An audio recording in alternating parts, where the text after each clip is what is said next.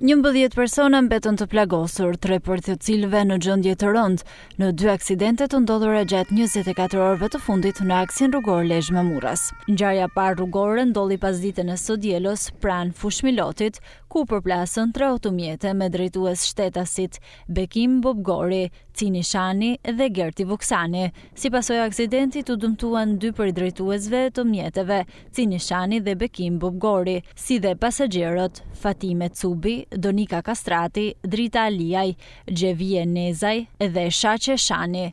Të dëmtuarit u dërguan me urgjencë në spitalin e Lezhës, nga ku mësohet se ndodhen në kujdesin e bluzave të bardha jashtë rrezikut për jetën, ndërsa në lidhje me ngjarjen policia arrestoi njërin prej drejtuesve të mjeteve, Bekim Bobgori, për shkelje të rregullave të qarkullimit rrugor. Ndërkohë, një tjetër aksident ndodhi gjatë natës pranë fshatit Gjorm të Kurbinit, ku 3 të rinj mbetën të plagosur rënd pasi automjeti tip Audi me të cilën ata udhtonin devijoi nga rruga dhe u përplas me barrierat anësore. Ata janë drejtuesi i mjetit Albert Togu, si dhe pasagerët Albion Mamli dhe Romario Alia.